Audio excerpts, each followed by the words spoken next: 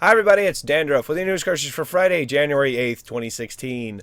Mad Catz claims that VR is boosting their sales, saying that they can't keep joysticks like the X52 seen here on the shelves. Funny thing how that is though, when VR was just made available for pre-order earlier this week, it's the revival of really good spaceflight sims, in this pundit's opinion. SteelSeries has shown off a new mouse at CES this year with an OLED display built right in the damn thing, and there's evidence that the PS4 exclusive Everybody's Gone to the Rapture will be appearing on Steam shortly, so hooray for walking simulators! Stick around till the end today because you are going to love this week's last story here on News Cartridge.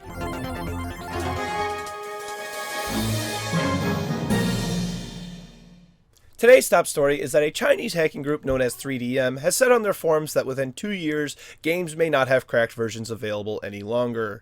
DRM has been getting stronger and stronger recently as many game companies spend more time and resources making sure people do not pirate their game. It took 6 months before a proper crack for FIFA 15 was available. FIFA 16 and Just Cause 3 are recent examples of games that do not have a cracked version as of today's date. I personally went looking for a cracked version of Just Cause 3 today and couldn't find a working one, at least according to the comments from where I was trying to get it. Head of 3DM, who goes by the name of Bird Sister, has stated, referring to Just Cause 3, that I still believe the game can be compromised, but according to the current trends in development of encryption technology, in 2 years' time, I'm afraid there will be no free games to play in the world. Now, I'm positive that the last part was hyperbole because devs make free-to-play games all the time. What he specifically means is no free copies of games where the developer was originally charging for them. And while Eidolon piracy isn't exactly the same thing as stealing per se, but you're still getting something for free that otherwise you would have had to pay for. So another thing I've learned about technology is that as time goes on, security measures do get stronger, but the efforts to break those security measures also get stronger too. So there may be some breakthrough in the next 2 years that may allow cracking games to be easier. We don't know. To wrap this whole thing up, this is not a story advocating piracy. I do not personally pirate games anymore, but I do still understand the necessities to do so.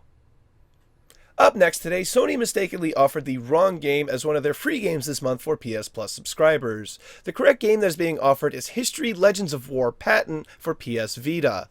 The game that was mistakenly given out for a short period of time was called Legends of War Patents Campaign. They may sound the same, but here is the cover art for both games, and as you can see, one of them is a PSP game. Sony does not currently offer free PSP games with their PS Plus subscription. So if you were quick enough, you could have actually had the PSP game added to your account, but it is reported that Sony has fixed the issue and subscribers will now receive History Legends of War Patent.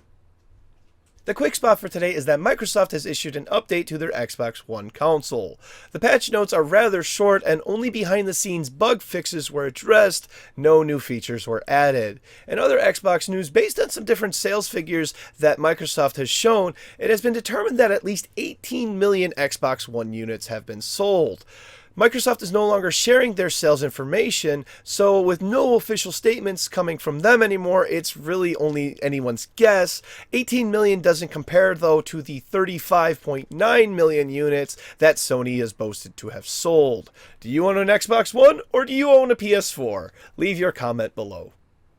Finally for this week, I saved the best for last as a Star Wars open world RPG Kickstarter has been cancelled. Now that may sound really bad at first, but this is where it gets really good because here's the details. It's a 20-year-old kid from Texas. He wanted $200,000 to make the game by himself.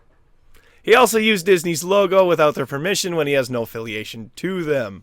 I'd very much like to read you his whole little rant, but I don't think I have enough time, and I definitely can't get through the whole thing without laughing my ass off. My favorite part, though, is where he goes on this inspirational speech at the end, right after he says he's highly unqualified. The point of this whole Kickstarter is to not let your dreams be dreams. Don't say tomorrow, just do it. He then thanks the backers and says it made the whole thing extra funny.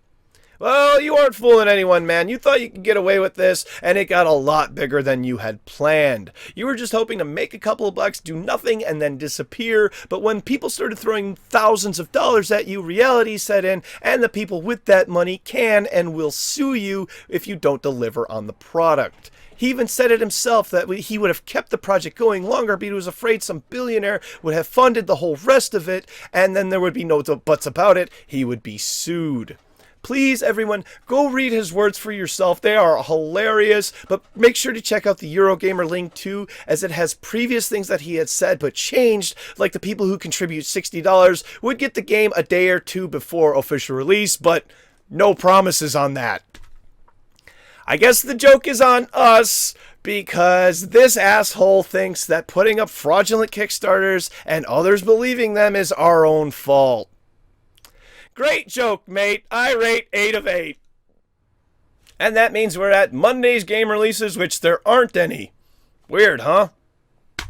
Thank you very much, everybody. This has been News Cartridge. I am Dandruff. I will see you on Monday. And why was Mario very depressed? Because he had walked under a thwomp.